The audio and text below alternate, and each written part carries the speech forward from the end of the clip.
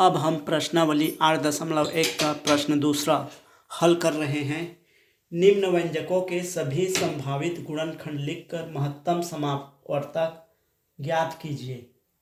तो इसका संभावित गुणनखंड लिखकर इसका महत्तम समापवर्तक निकालना है। जैसे महत्तम समापवर्तक निकालते हैं 5 का और 10 का महत्तम समापवर्तक 5 होता है। मतलब ऐसा संख्या खोजना है कि इसका इसमें भाग जाए, इसका इसमें भाग जाए। ये होता है महत्तम समापवर्तक।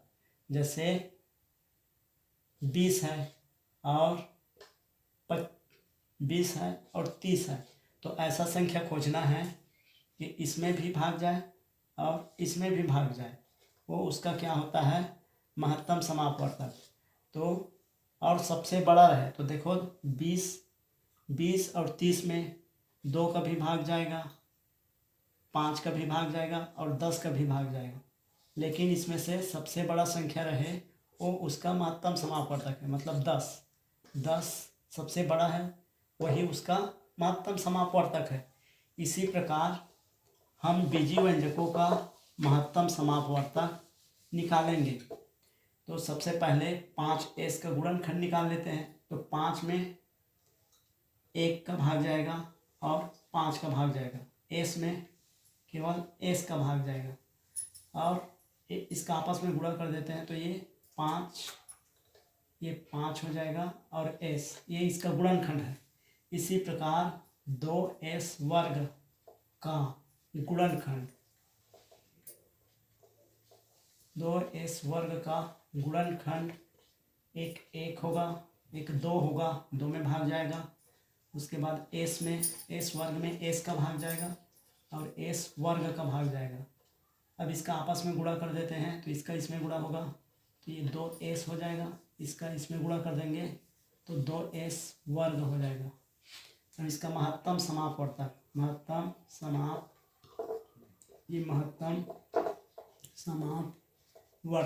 इसका ऐसा संख्या खोजना है जो दोनों में रहे और सबसे बड़ा हो।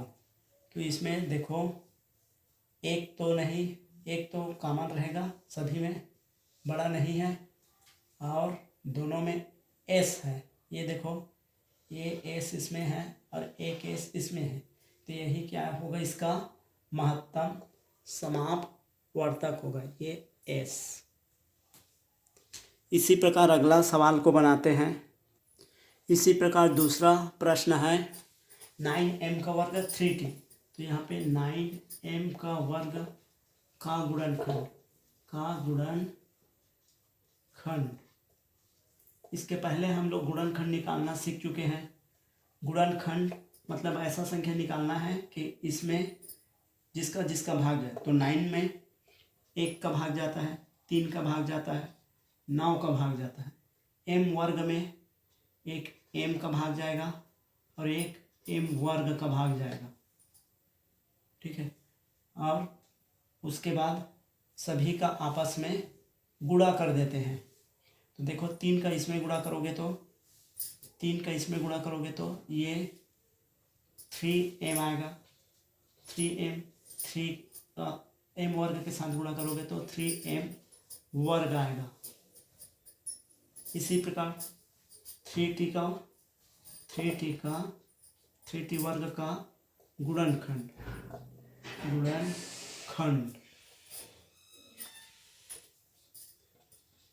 3 में 1 का भाग जाएगा, 3 का भाग जाएगा, t वर्ग में t का भाग जाएगा, t वर्ग का भाग जाएगा। अब इसका आपस में गुणा कर देंगे, इसका इससे गुणा करेंगे तो ये आ जाएगा 3t आ जाएगा। इसका इससे गुणा होगा तो 3t वर्ग आ जाएगा। उसी प्रकार इसका ये 3 का इसमें गुणा किए तो ये आया, 3 का इसमें गुणा किए तो ये आया। अब 9 का गुणा कर देंगे, 9 का m से गुणा होगा तो 9m वर्ग m आएगा, 9m वर्ग आ जाएगा। इस प्रकार और इसका महत्तम समापवर्तक ऐसा संख्या खोजना है कि दोनों में रहे और सबसे बड़ा हो। तो ये होगा, देखो दोनों में इसमें 3 है और इसमें भी 3 है। तो यही इसका क्या होगा, महत्तम समापवर्तक होगा। इस प्रकार प्रश्न को हल कर सकते हैं। इसी प्रकार 6a वर्ग 6ab का महत्तम समापवर्तक ज्ञात करना है। तो 6a वर्ग का गुणनखंड 6 में जिसका जिसका भाग जाता है, 1 का भाग जाता है, 2 का भाग जाता है, 3 का भाग जाता है, 6 का भाग जाता है। अब a वर्ग में a का भाग जाता है, a वर्ग का भाग जाता है। अब इसका आपस में गुणा कर देंगे, तो 2 का इससे गुणा कर दोगे तो 2a हो जाएगा, 2 का इससे गुणा कर दोगे तो 2a वर्ग आ जाएगा। इसी प्रकार 3 का गुणा कर दोगे इससे और इससे तो ये 3a हो जाएगा, और 3 का 3a वर्ग हो जाएगा। 6 का गुणा कर दोगे 6a हो जाएगा, ये 6a वर्ग हो जाएगा। इसी प्रकार 8ab का गुणनखंड, 8ab का गुणनखंड, तो 8 में 1 का भाग जाता है, 2 का भाग जाता है और 8 का भाग जाता है, और a में a का जाता है और b में b का जाता है, और दोनों का गुणा होगा तो ab। अब 2 का इससे गुणा कर देते हैं तो ये 2a हो जाएगा, 2 का इससे गुणा कर देंगे तो 2b हो जाएगा, 2 का इससे गुणा कर देंगे तो 2ab हो जाएगा। उसी प्रकार अब 8 का इससे गुणा करेंगे तो 8a हो जाएगा, 8 का इससे गुणा करेंगे तो 8b हो जाएगा, 8 का इससे गुणा करेंगे तो 8ab हो जाएगा। अब इसका महत्तम समापवर्तक ज्ञात करेंगे। तो महत्तम समापवर्तक ऐसा संख्या जो दोनों में हो गुणनखंड और सबसे बड़ा रहे। तो दोनों में देखो 2a इसमें भी है और 2a इसमें भी है, 2 भी है, 2 भी है, लेकिन ये इसका महत्तम समापवर्तक नहीं होगा। महत्तम समापवर्तक ऐसा संख्या जो दोनों में रहे और सबसे बड़ा रहे।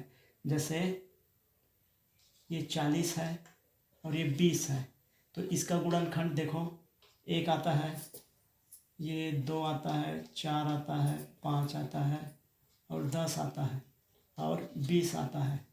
उसी प्रकार इसका गुणनखंड 1 आता है, 2 आता है, 4 आता है, 5 आता है, 10 आता है और 20 आता है। तो ये 20 दोनों में है और सबसे बड़ा है। ये 10 भी है लेकिन बड़ा नहीं है, तो इसका महत्तम समापवर्तक हाईएस्ट कॉमन फैक्टर ये 20 होगा। उसी प्रकार इसमें दोनों में 2 है और अन्य भी होगा, लेकिन सबसे बड़ा 2a है, तो ये 2a इसका महत्तम समापवर्तक होगा।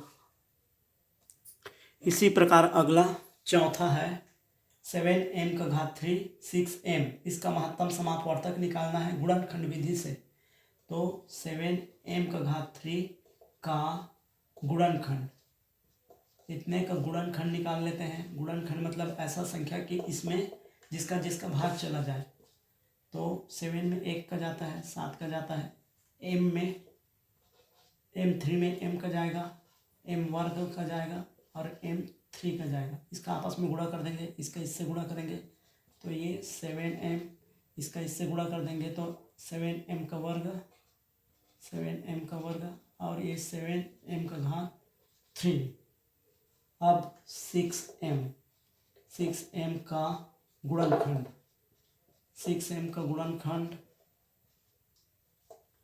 6m का गुणनखंड, 6 में 1 का जाता है, 2 का जाता है, 3 का भाग जाता है, 6 का भाग जाता है।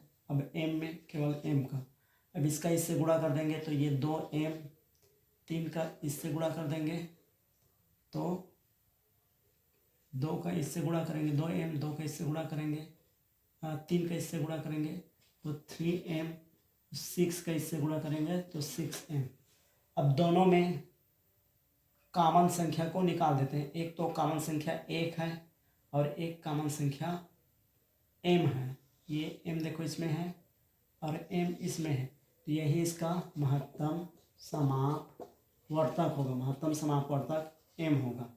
इस प्रकार इन प्रश्नों को हल कर सकते हैं।